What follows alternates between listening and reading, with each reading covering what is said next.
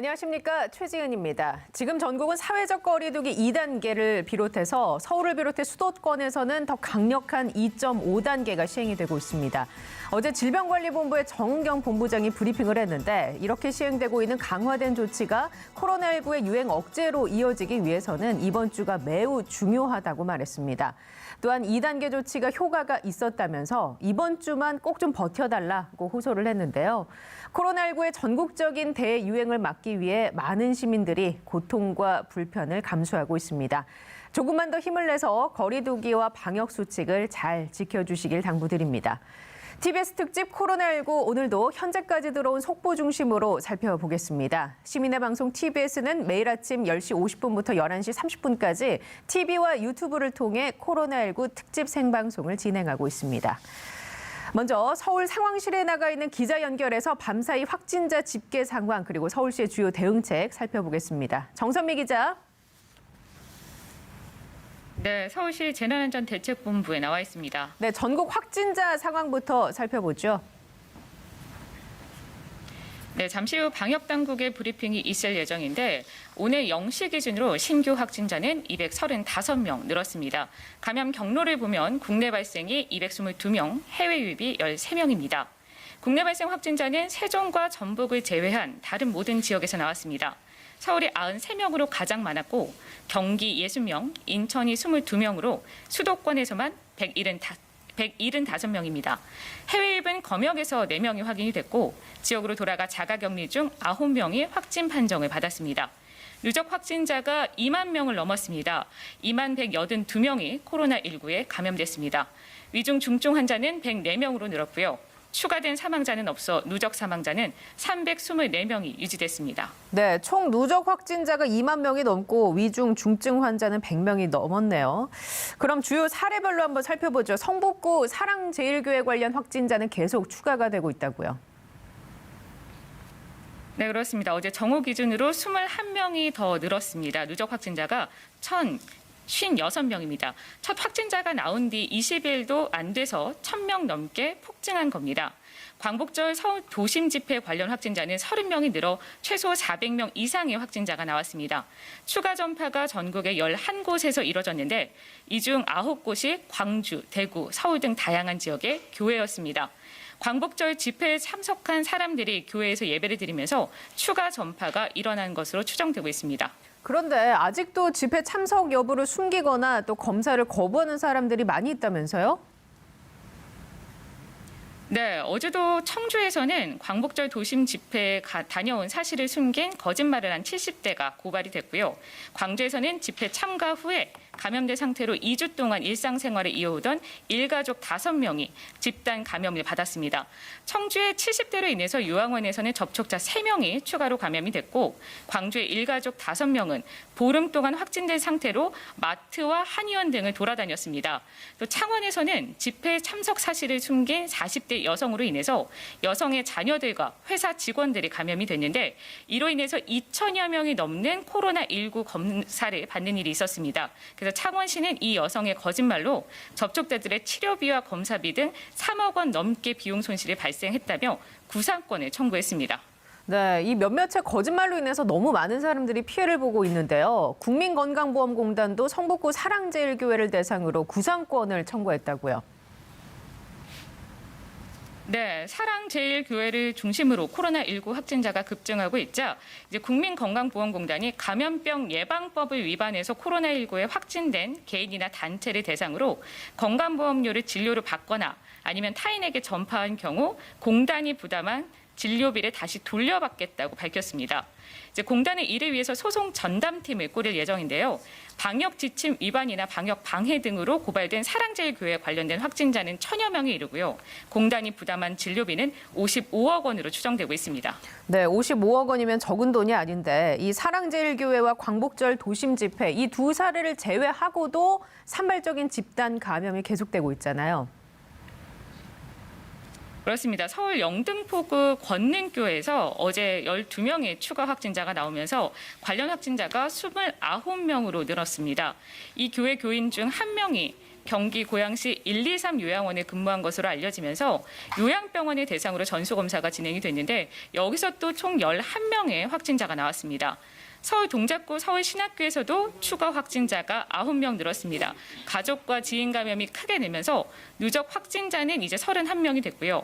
서울시에서 새롭게 집단 감염으로 분류한 마포구 군인권센터 사무실에서도 총 9명의 확진자가 나왔습니다.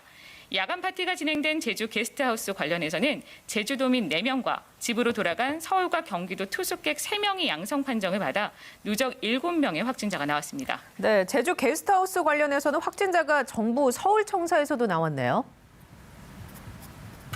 맞습니다. 어제 정부 서울청사 별관 9층이 일시 폐쇄가 됐는데요. 이곳에서 근무하던 사무관이 확진이 되면서 정부 서울청사에서 6번째 확진자가 나왔기 때문입니다.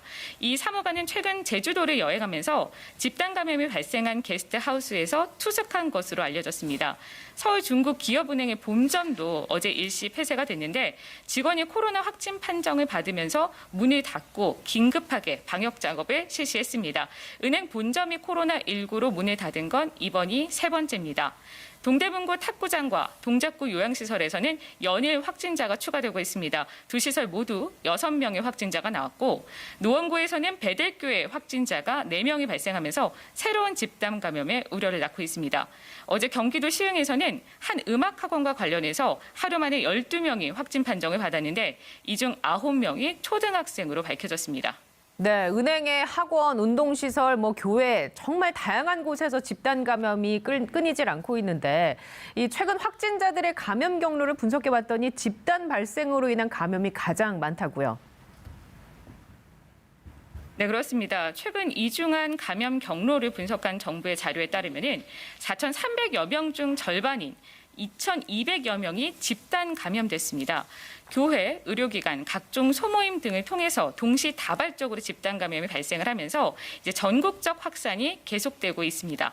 지난 8월 2일부터 15일 사이 새롭게 발생한 집단 감염은 23건이지만 이후 16일부터 29일 사이 발생한 집단 감염은 2배인 40건에 달합니다. 네, 감염고리를 끊으려면 아무래도 사람 간의 접촉을 줄이는 수밖에 없는 것 같고 이렇게 강화된 사회적 거리 두기 2.5단계 때문에 거리는 많이 한산해진 것 같은데 시민들의 반응은 어떻습니까? 네, TBS 보도본부 취재 결과 이제 야간 버스 운행이 줄고 음식점과 카페 등 매장 이용을 하지 못하게 된 점이 많이 불편하긴 하지만 지금은 함께 멈춰야 할 때라고 이야기하는 시민들이 많았습니다. 하지만 이제 생존 문제가 걸린 자영업자들은 차라리 문을 닫는 게 나을 것 같다. 이제 나라의 지원이 없는 상태에서 자영업자들이 너무 힘든 것 같다는 반응도 좀 적지 않았습니다. 또한 밤 9시 이후에 이제 매장을 이용할 수 없는 음식점 대신 편의점에 찾아가서 술을 마시는 사람이 늘자 형평성이 맞지 않다 이런 이야기를 하는 사람도 많았는데요. 편의점들은 어제 사회적 거리 두기 2.5단계 기간에는 저녁 9시부터 오전 5시 사이 식사 공간을 운영하지 않도록 점주들에게 권고했다고 밝혔습니다. 네, 아무래도 음식점이나 술집에서 술을 못 마시니까 편의점, 광장 이런 데서 술을 마시는 일부 사람들이 있는 것 같은데 다 같이 멈춰야 지금의 사회적 거리 두기가 의미가 있지 않겠습니까? 이와 관련해서 서울시가 마스크 착용에 대한 세부 지침도 내놨다면서요? 네, 소위 턱스크라고 하죠. 덥고 답답하다 보니까 마스크를 턱으로 내리는 사람들을 종종 만날 수가 있습니다. 서울시는 어제 마스크를 턱에 걸치거나 코를 내놓고 입만 가리면은 마스크를 쓰지 않은 것으로 보고 단속하겠다고 밝히면서 마스크를 어떻게 써야 하는지 세부 지침을 발표했습니다. 사생활 공간인 집에서는 가족과 있을 때 안 써도 됩니다. 하지만 아픈 사람이 있으면 쓰는 게 좋습니다. 또 중증 환자나 호흡기 질환자, 24개월 미만 영유아는 의무 착용 대상은 아닙니다. 하지만 위험할 수 있으므로 보호자의 세심한 관찰이 필요합니다. 결혼식장에 참석하는 모든 사람, 마스크를 의무적으로 착용해야 합니다. 하지만 신랑 신부는 잠시 마스크를 벗어도 됩니다. 서울시는 자세한 마스크 세부 지침을 홈페이지에 게재한다면서 시민 내 자발적 참여를 당부했습니다. 네, 방역당국의 역학조사 통제 범위를 벗어나는 확진자가 계속해서 나오고 있으니까 지금으로서 우리가 하는 일은 마스크를 잘 쓰는 게 가장 효과적인 백신이 아닐까 싶습니다. 그런데 대중교통인 공항철도에서 아직도 마스크를 제대로 쓰지 않는 사람이 많다면서요? 네, 공항철도가 닷새 동안 열차에서 마스크 착용 상태를 점검을 했는데 제대로 쓰지 않은 사람이 하루에 100명에 가까웠습니다. 지난 24일부터 28일까지 닷새간 하루 평균 97건씩 모두 484건의 적발 사례가 나온 겁니다. 마스크 시비 난동 사례가 잇따라 발생하자 이제 서울교통공사는 지하철 앱에 신고 기능을 추가했고요. 최근 마스크 착용을 의무화하는 시도가 늘고 있는데 오는 10월부터는 마스크를 착용하지 않았을 때 10만 원 이하의 과태료를 물리는 법안도 시행될 예정입니다. 지금까지 서울시 재난안전대책본부에서 전해드렸습니다.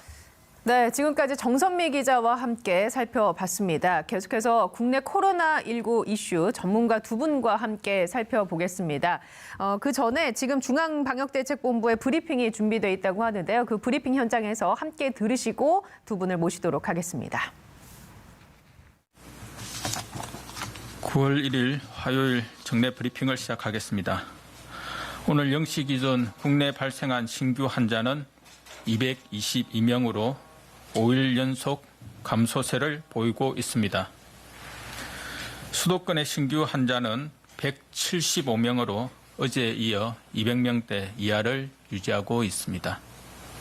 다만 오늘까지 주말의 검사량 감소에 영향이 있는 시기만큼 환자 추이는 조금 더 지켜볼 필요가 있습니다. 그러나 수도권의 사회적 거리두기 2단계 격상 조치가 일정 부분 효과를 나타내는 것으로 보이며 거리두기의 효과는 1에서 2주 뒤부터 나타난다는 점을 감안할 때 지금 이러한 효과가 계속 강화되도록 국민 여러분들께서 조금만 더 힘을 내어주시기를 부탁드립니다. 다행스럽게도 어제 사망자는 없었습니다. 하지만 오늘 위중과 중증 환자가 104명으로 지난주 대비 2배 넘게 증가하고 있어 코로나19에 취약한 고령층 등 고위험군은 긴장을 늦추지 말고 주의하여 주시길 당부드립니다. 현재 적시 가능한 중증 환자 치료 병상은 수도권 9개, 전국 43개이며 감염병 전담 병원의 병상은 수도권 543개, 전국 1334개입니다. 수도권 환자에 대해서는 공동 대응 상황실에서 병원과 생활치료센터로의 배정을 총괄하고 있으며 권역별 병상을 공동으로 활용하여 대응하고 있습니다. 지난주부터 중증 환자 치료 병상 44개를 확보하였고 추가로 병상을 확충하기 위해 충분한 손실보상 기준을 마련하는 등 지속적인 노력을 하고 있습니다. 현재 생활치료시설은 크게 확충되어 입소 정원 규모가 약 2,600여 명으로 현재 약 1,000여 명이 추가로 입실할 수 있습니다. 정부는 환자분들이 적시에 적절한 치료를 받을 수 있도록 병실과 생활치료센터 등 관련 시설을 충분히 확보하는 데 총력을 기울이고 있습니다. 오늘로 수도권에 대한 강화된 사회적 거리두기 조치가 3일차를 맞이하였습니다. 최근 휴대폰 이동량 분석에 따르면 8월 23일부터 27일까지 수도권의 이동량은 거리두기 시행 전 같은 기간 대비 약 12% 감소한 것으로 나타났습니다. 일상의 불편과 생업의 피해를 감내하며 정부의 방역 조치에 협력하여 주시는 국민 여러분들께 깊이 감사드립니다. 이러한 추세가 계속 이어지고 이동량이 더욱 줄어들 수 있도록 국민 여러분의 동참을 꼭 부탁드립니다. 국민 모두에게 큰 고통과 불편을 끼칠 수밖에 없는 이번 조치가 단기간 내에 확실하게 성과를 낼 수 있도록 철저하게 실천해 주시기 바랍니다. 주말까지는 집에만 머물러 주시고 모임과 약속을 갖지 마시며 퇴근 후에는 바로 귀가해 주시기 바랍니다. 정부 또한 국민 여러분의 동참에 발맞춰 사회적 거리두기에 따른 후속 조치를 충실히 추진하며 대응하겠습니다. 관련하여 사회복지시설의 사회적 거리두기 추진 현황에 대해 말씀드리겠습니다. 사회적 거리두기 2단계 격상에 따라 사회복지 이용시설에 대해서는 휴관을 권고하고 있습니다. 다만 긴급 돌봄 등 필수 서비스를 유지하여 취약계층에 돌봄 공백을 최소화하고자 합니다. 우선 노인에 대해서는 노인복지관과 경로당 등을 휴관하되 이용 노인에 대해서는 안부 전화를 드리는 한편 경로 식당의 대체식을 지원하고 있습니다. 장애인에 대해서는 돌봄 수요를 사전에 조사하여 긴급 돌봄을 제공하고 미이용자는 안부 전화 등 모니터링을 실시하여 돌봄 공백 최소화를 위해 노력하고 있습니다. 아동에 대해서도 긴급 돌봄을 제공하고 있으며 급식 카드 지원, 도시락 배달 등으로 급식 제공을 대체할 수 있도록 하고 있습니다. 전공의 단체의 집단 진료 거부와 관련하여 말씀드리겠습니다. 집단적인 진료 거부가 지속되면서 검사와 수술이 취소, 연기되는 등 환자분들의 우려가 매우 큰 상황입니다. 어제 전공의 단체는 호소문 발표를 통해 한방 처약 건강보험 시범 적용, 공공의대 신설, 의사수 확대 등 이 세 가지 의료 정책을 정부가 철회하여야만 진료 거부를 중단할 수 있다고 주장한 바 있습니다. 이와 관련하여 사실을 바로잡을 부분이 있어 철회 가능 여부에 대한 세부 설명을 드리고자 합니다. 우선 한방 첩약에 대한 건강보험 시범 사업은 세 가지 한방 첩약에 대해 1년간 시범적으로 건강보험 적용을 해보고 그 결과를 평가해서 정식적인 보험 적용 여부를 결정하려는 시범 사업입니다. 이는 국민건강보험법에서 정한 최고 의결기구인 건강보험정책심의위원회에서 8개월 이상 논의하여 결정한 사안입니다. 건강보험정책심의위원회는 의료 공급자 8명, 가입자 대표 8명, 정부와 학계 등 공익 8명 등 24명으로 구성되어 있으며 의사협회도 의료 공급자 8명 중 2명의 위원을 보유하고 있습니다. 이러한 시범 사업을 철회하라는 것은 그간의 논의 경과를 무시하는 것이고 정부에게 국민건강보험법을 위반하는 것을 요구하는 것입니다. 또한 평가를 위해 1년간의 시범 사업조차 철회를 요구하는 것은 합리적 사유로 이해하기가 힘든 사항입니다. 공공의대는 지방의료원 등 지역의 공공의료기관에 종사할 공공부문 의사를 양성하는 특수대학원으로 국회에서의 법률이 제정되어야만 정책 추진이 가능합니다. 현재 공공의대 네, 지금까지 중앙방역대책본부의 브리핑 함께 들으셨습니다. 자, 계속해서 국내 코로나 이슈 전문가와 함께 살펴보겠습니다. 먼저 백순영 가톨릭대 의대 명예교수님 모셨습니다. 안녕하세요. 안녕하세요. 네, 그리고 정철진 경제평론가님 자리해 주셨습니다. 안녕하세요. 네, 안녕하십니까. 네, 반갑습니다. 자, 일단 브리핑 내용과 관련해서 좀 질문을 드릴게요. 우리 백 교수님이 보시기에 지금 브리핑 내용 간단하게 어떤 내용인지 정리를 좀 해주시죠. 일단 27일 날 441명의 확진자가 나온 이후로 계속 감소 추세가 있었는데 어제 그제는 주말에 영향을 많이 받아서 사실은 큰 의미는 없었습니다. 248명 이런 것들이. 근데 오늘은 일반적으로는 화요일이기 때문에 평일 수준으로 들어와야 되는데 방역당국에서 말씀하시는 거는 주말에 영향을 받아서라는 의미는 아직까지 진단검사가 좀 덜 됐다는 얘기가 평소보다는 네. 숫자가 줄었다는 의미를 하기 때문에 사실은 뭐 좀 다릅니다만은 실제 숫자뿐만 아니라 이 양성률에서도 봐도 우리가 14일 날 103명으로 올라갈 때 1%대였었는데 예. 이것이 계속 올라가서 지금은 2%대를 유지하고 있어서 상당히 위험한 수준이었던 것은 분명한데 예. 오늘 235명 수준에서 한 17,800명 정도 진단을 했다고 하면은 거의 많이 회복이 된 것으로 보이거든요. 그러니까 네. 전체 진단 건수에 비해서 양성자가 확진자가 상당히 많이 지금 줄어드는 상황이다. 또 전체적으로 봤을 때 23일 날 우리가 2단계 예. 전국적으로 실시했는데 이것이 지금 한 열흘 더 지났거든요. 네. 그래서 이 열흘 정도의 시간에 상당히 많은 효과를 보고 있다. 근데 미약하다고 지금 표현을 하셨는데 예. 제가 보기에는 지금 이동 감소량으로는 12% 정도 감소했다고는 하지만 어느 정도 효과가 있는 것으로 보이고요. 다만 좀 중환자실이라는 것이 지금 25명이 늘어서 104명이 네. 위중 환자이기 때문에 아마 중환자실은 상당히 지금 핍박을 받을 것으로 보이고요. 부족할 또, 수 있다. 네, 예. 앞으로 더 지금 441명이라는 숫자가 나왔기 때문에 여기서 작게 잡아도 5% 정도가 위중 환자로 간다 그러면 일단 중환자실이 포화될 수 있는 상황은 충분히 예견을 했어야 되는데 좀 네. 이 준비를 미흡했던 것으로 보이고요. 근데 이제 브리핑 내용을 보면 중증 환자를 위한 병상 44개를 확보했다라고 얘기를 했거든요. 이 부분에 관해서는 어떻습니까? 글쎄요. 지금 서울 수도권에 있는 상급 병원들의 중환자실은 거의 90% 이상 항상 차 있는 상황이거든요. 예. 그래서 이것들을 비우면서 코로나 중환자를 거기다가 입원을 시켜야 되는 상황인데 네. 이것이 그렇게 쉽게 되는 일은 아니어서 미리미리 준비를 해서 여러 가지 보상 체계라든지 이런 것들을 병원장님들하고 잘 협의가 되고 합의가 돼야 되는 상황인데 그것들이 좀 원활하게 되지는 못한 것으로 보입니다. 즉 네. 지금 서울 수도권에 있는 공공의료에 있는 중환자실은 상당히 한계가 있기 때문에 결국은 서울 수도권에는 대형 종합대학병원들이 상당히 많이 있거든요. 예. 그 중환자실의 이 병상 자체는 충분한 수가 있지만 거기를 얼마나 비우면서 입원을 시킬 수 있냐가 관건이기 때문에 지금 44개를 늘렸다는 부분들 아마 그런 것까지 포함해서 전체적으로 할 그런 것 같은데 사실은 음악병상이면서 네. 전문의들이 여러 사람이 있어야 되고 간호사들도 많은 사람들이 필요한 중환자실이기 때문에 예. 이렇게 단기간에 많은 수를 확보하기는 어려운 부분이 분명히 있을 것으로 보여서 아마 좀 중환자실 정도를 확보하시지 않았나 뭐 그런 생각이 드는데 이건 제 네. 개인적인 추측이고요.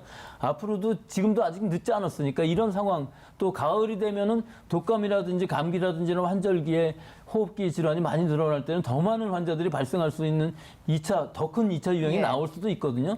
이럴 때는 미리 최악의 상황을 대비해서 이런 부분의 준비를 지금이라도 늦지 않은 상황에서 빨리 더 확보를 할 수 있는 네. 부분을 준비를 해야 될 것으로 보입니다. 중환자가 늘어났기 때문에 그 병상과 관련해서는 미리미리 준비를 했어야 했고 44개가 이게 충분하진 않더라도 계속해서 이 작업을 해나가야 한다라는 말씀으로 요약하겠습니다. 그리고 그 정철진 평론가님께 함께 여쭤볼게요. 휴대폰 이용량이 같은 기간 대비 12%가 감소했다고 이제 브리핑에서 나왔습니다. 이럴 경우에 우리 경제적으로는 어떨까요? 이 영향이. 그렇습니다. 이제 예. 이게 이동 경로를 추적했던 것 같은데요. 네. 12% 감소, 폭은 어떻게 보면 작다 이렇게 느끼신 분들도 계시겠지만 그렇지가 않은 것이 서울과 수도권에서 이 거리두기 2.5단계를 시작하고부터 12% 이동량이 줄었다라는 거 아니겠습니까? 그러니까 규모로 본다면 상당 부분 이제 멈춤이 일어났다라고 볼 수가 있겠고요.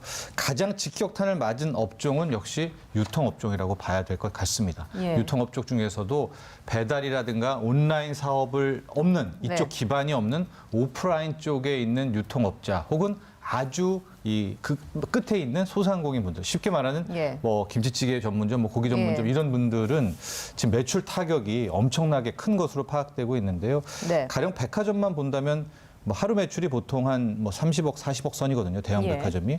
근데 몇몇 뉴스를 보면 확진자 뭐 다녀갔다 2.5단계 이렇게 하게 되면서 하루 이틀 정도 쉰 지금 문을 닫은 아예 문을 닫은 곳들이 예. 있었단 말입니다. 그렇게 보면 벌써 지금 피해 액수로는 뭐 수백억에 달하는 액수들이 네. 지금 파악이 되고 있기 때문에 예. 일단은 방역을 위해서는 멈춰야 되겠지만 역시 네. 그에 따르는 경제적인 피해도 함께 늘어나고 있다. 이렇게 분석해야 될 것 같아요. 알겠습니다. 이게 지금 이동량이 감소됐다는 예. 이 12%라는 것이 23일 날 우리가 전국적으로 2단계를 실시한 네. 이후로 초기에는 좀 해이해서 경각심을 못 느꼈었는데 우리 환자들이 막 400명씩 올라가고 그러니까 이 이후에는 상당히 많이 더 줄었을 것으로 보여요. 예. 더구나 지금 30일에 이 2.5단계를 한 이후로는 지금 거리를 보시면 상당히 많이 줄었거든요. 많이 한산해졌죠. 예, 그러니까 실제로 이 상황은 상당히 다음 주가 되면은 즉 이번 주말까지는 2단계를 유지한 것이지만 30일부터는 2.5단계이기 때문에 그 효과가 나타나려면 한 일주일 정도는 걸리거든요. 예. 그러니까 이번 주말부터 다음 주로 가면은 상당히 많은 감소가 있을 것으로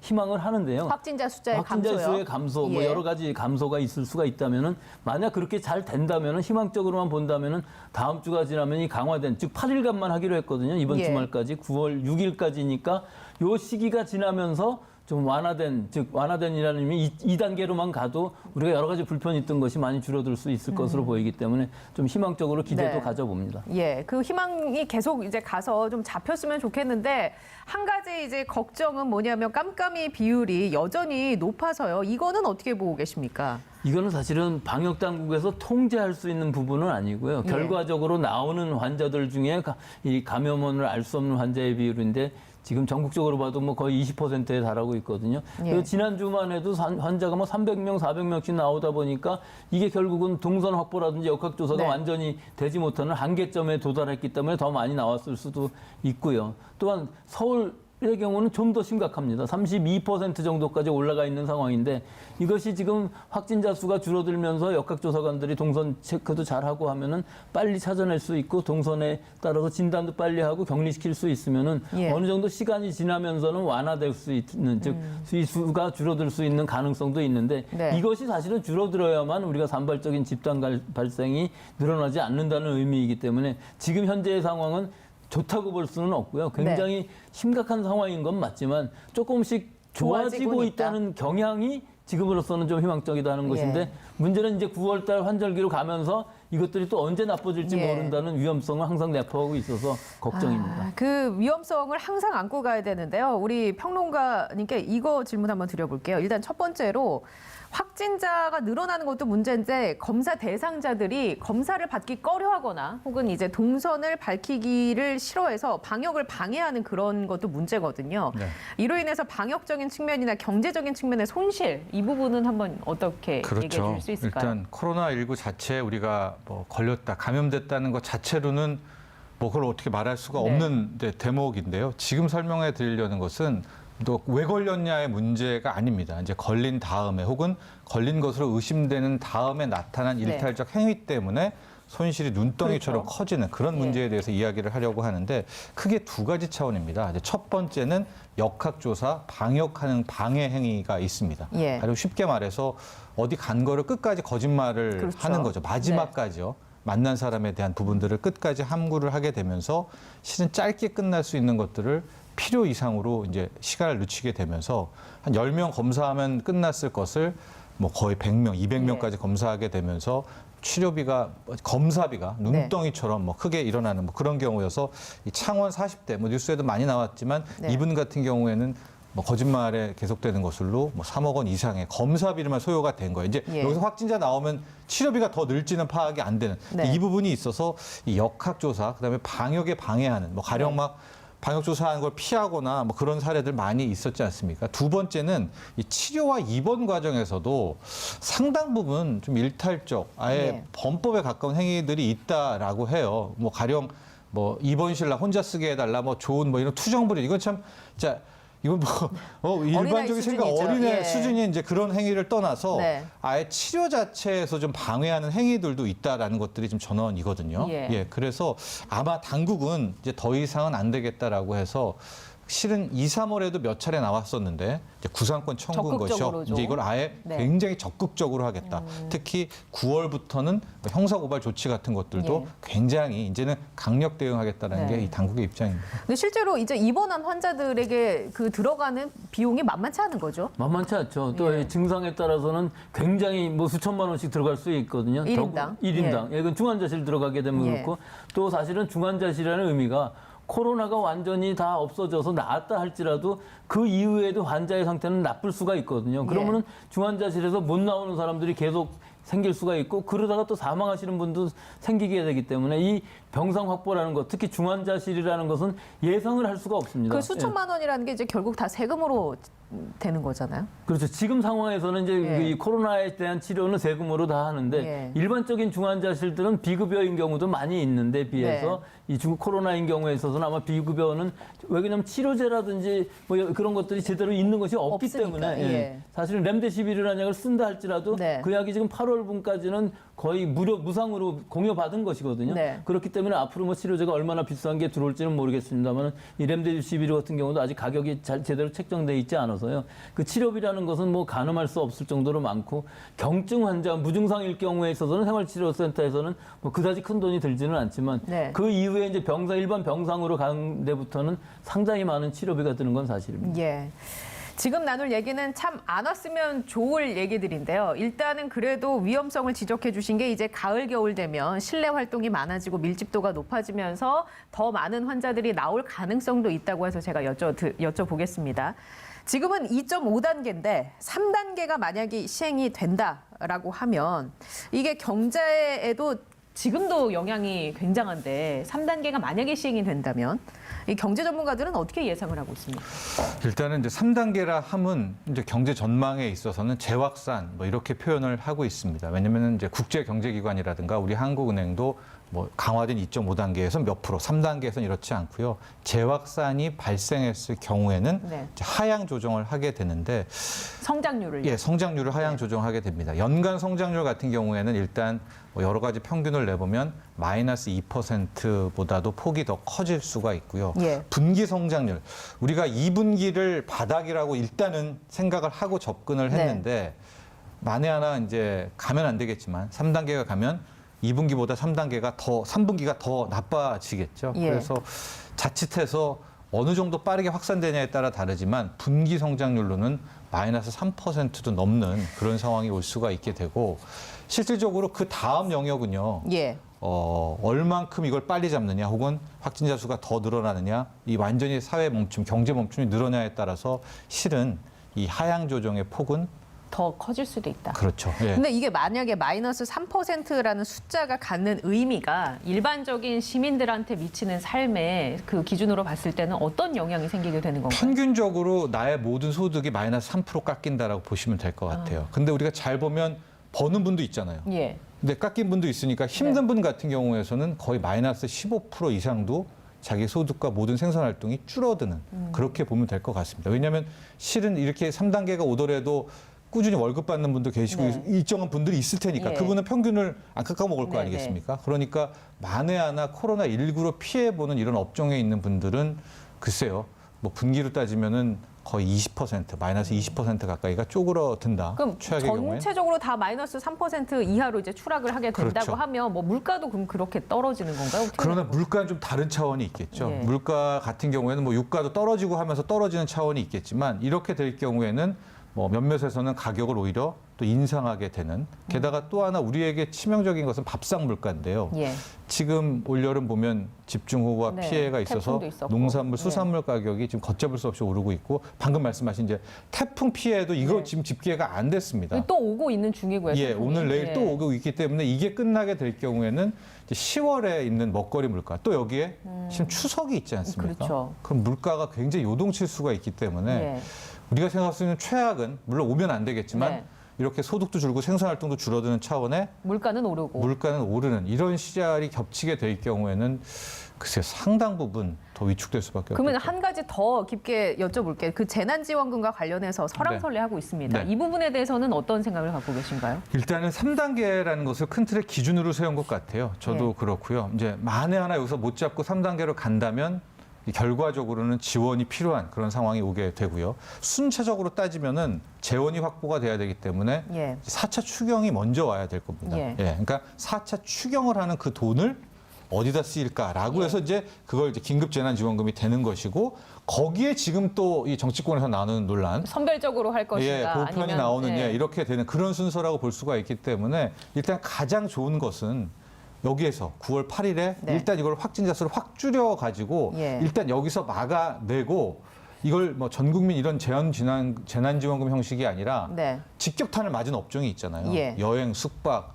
소상공인 분들 네. 중에서도 배달 안 하는 뭐 음식점, 완전 오프라인 네. 음식점들을 바로 지원하는 형태로 일단 막아내는 것이 우리가 가장 생각하는 베스트 시나리오인데 최후의 보루부터 좀 이렇게 우리가 탄탄하게. 예, 그런데 이제 이 보루가 무너지게 된다면 역시 4차 추경을 할 수밖에 없지 않겠느냐. 근데 이제 그렇게 네. 추경하게 되면 재정 건전성 차원에서는 어떨까요? 국가 차원에서는 이것이 또 급격한 부채로 이어지거나 하진 그렇습니다. 않을까. 뭐 국가비 천조 시대고 네. 일단 더 큰 걱정은 지금 가계부채도 1,600조가 넘은 상황이 되거든요. 예. 그럼에도 불구하고 뭐 다수의 경제 전문가들이 엇갈리고 있기는 하지만 경제라는 것이 이제 긴 끈이라고 보면 끈을 끊는 것보다는 어쨌든 조금이라도, 예. 이어두자라는 네. 이제 그런 부분이어서 우리가 여기서 명심해야 될 것은 일단은 요번에 재정을 확대하고 적자 재정을 간다 하더라도 이 위기를 넘게 되면 아마 조심스럽게 증세에 대한 이야기들은 분명히 나와야 될 것이고 이 빚에 대한 부분도 어떻게 해야 될 거라는 거를 일단 마음은 먹고 있어야 되겠죠. 일단 지금부터 쓰더라도. 시뮬레이션을 좀 돌려보는 것도 의미가 있을까요? 당국이 하고는 있지 않을까요? 예, 그러나 현재로서는 일단은 이 끈을 붙잡는 것이 더 우선이 아닐까 이렇게 보고 있습니다. 다만 예. 계속 말씀드리지만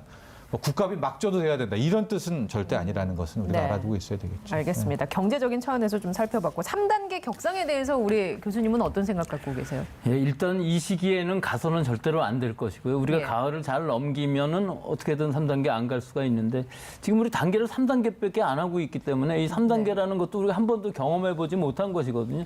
사실은 대구 경북 그 신천지 때에도 대규모 발생은 일어났지만 대구 경북 그 시민들의 네. 자발적인 3단계 수준의 거리두기로 인해서 통제가 된 것이거든요. 근데 지금 우리가 3단계로 간다고 그러면은 이동 금지까지는 하지만 모든 사회생활이 다 뭐 직장이라든지 학교라든지 뭐 식당이라든지 모임이라든지 모든 것들이 다 금지가 되는 결혼식도 예. 뭐 장례식도 다 그런 상황이 되거든요. 그러니까 이런 상황은 굉장히 엄중한 상황이기 때문에 지금으로 봐서는 아마 당분간은 안 갈 것 같은데 혹시라도 모를 또 더 큰 예. 2차 유행이 나온다면은 이것이 예상은 대비는 해둬야 되기 때문에 예. 가능한 한 우리 마음의 준비들도 좀 해두시고요. 지금 이게 뭐 올해 연말에 끝난다 이런 게 아닐 것 같이 보이기 때문에 대부분의 사람들은 내년 연말까지도 갈 수 있다고는 생각을 하지만 아마 내년 후반기로 가면은 상당히 약화될 것은 분명합니다. 여러 이게 가지로. 그 계절적 요인이라는 게 영향을 많이 미치나요? 그 하반기 되면? 일단은 우리 몸의 면역력만 해도 그렇습니다. 일단 예. 약 추워지게 되면은 면역력이 떨어져요. 그 추위를 이기기 위해서. 그리고 사람들이 더 집 안으로 모이는 네. 경향이 더 많지 않겠습니까? 그리고 또 여러 가지 호흡기 계통이라든지 독감 뭐 여러 가지 질병들이 더 많이 나올 수가 있는 유행할 수 있는 시기인데 우리들이 지금 이 코로나19랑 이거랑 구별할 수 있냐면 전혀 구별할 수가 없거든요. 그러니까 역학이라든지 방역이라든지 훨씬 더 어려워질 수가 있고 네. 사실은 좀 더 심각한 부분은 지금 코로나가 아니더라도 열이 난다든지 뭐 기침을 한다든지 네. 뭐 어디 외출도 못하는 이런 상황이거든요.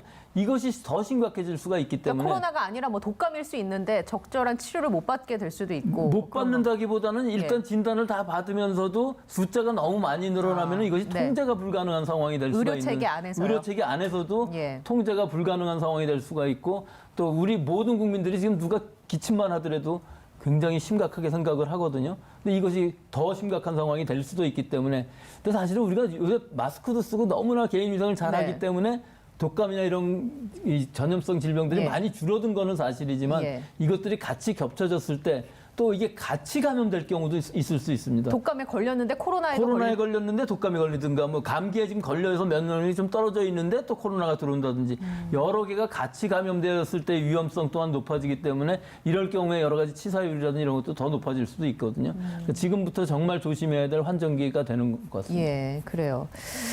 아, 참 어렵습니다. 그 백신이나 이런 것들은 우리가 그 치료제나 이런 부분에서 기대할 거는 없을까요? 일단 백신은 기대할 만하기는 한데요. 예. 지금 상황을 보면 미국의 FDA에서 3상이 끝나기 전에 먼저 승인을 해줄 수 있다 이런 발표를 했는데 이거 굉장히 우려스러운 부분이 있는 것이죠. 예. 일단 단기적인 효과만 알려고 해도 한 10월 말 정도는 돼야 알 수 있는 것이고 네. 부작용만 해도 단기적인 부작용 뭐 한 3개월 정도의 부작용만 하더라도 10월이 지나야 어느 정도 알 수 있는 것인데 예. 이것을 미리 승인을 하고 일반 시민들한테 접종을 한다는 것 자체가 좀 러시아에 있는 그 백신하고 마찬가지 상황이 되는 것이기 때문에 안전성이 담보되지 안전성, 않은 유효성 예. 전부 문제가 있을 수가 있는 것이죠. 이것이 다만 미국의 트럼프 대통령의 이 선거 날짜가 11월 3일인데 예. 이 이전에 정치적인 어떤 영향력으로 이것을 승인받게 하려고 그러지 않나 하는 것이 아니기를 바랍니다만은 실제로 미국은 굉장히 급박한 상황이기 때문에 사실 이런 생각을 할 수는 있지만 예. 이게 굉장히 심각하게 위험성을 안고 있는 결정이기 때문에 좀 신중해야 될 것으로 보입니다. 예, 알겠습니다. 그 끝으로 정철진 평론가님께 여쭤보면 이제 경제는 여러 가지 주체들이 같이 움직이잖아요. 그렇습니다. 그래서 이제 심리적으로 움직이는 부분도 있고 우리가 이제 민간에서 일반 민생 경제가 조금 그래도 이런 힘든 상황 속에서도 좀 기대를 갖게 하려면 앞으로 어떤 주체들이 어떤 노력들을 해야 한다고 보십니까? 저는 이제 당국의 고민도 기재부의 고민이 뭘까 좀 생각을 해보면은요. 예. 지금 시중에 돈이 없지를 않습니다. 유동성은 풍부하다. 풍부하죠. 그러니까 예. 주식과 지금 부동산을 보면은 될 것 같은데 예. 그런데 과연 그 돈들이 어떻게 생산적인 소비 활동으로 가게 되는 이제 그 고리를 연결고리와 그 해법을 좀 풀어내야 되는 것이 맞지 않느냐. 시중에 돈이 없지 않다라는 것은 꼭 염두에 두고 정책을 펴야 될 것 같아요. 알겠습니다. 좀 더 구체적인 그런 논의들을 해서 우리가 혹시라도 올 상황에 미리미리 대비를 해야겠습니다. 자, 오늘 백순영 가톨릭대 의대 명예교수 정철진 경제전문가와 함께 말씀 나눴습니다. 두 분 감사합니다. 네, 지금까지 TBS 코로나 특집 방송 함께 하셨습니다. 오늘도 건강한 하루 되시기 바랍니다. 시청해주신 여러분 고맙습니다.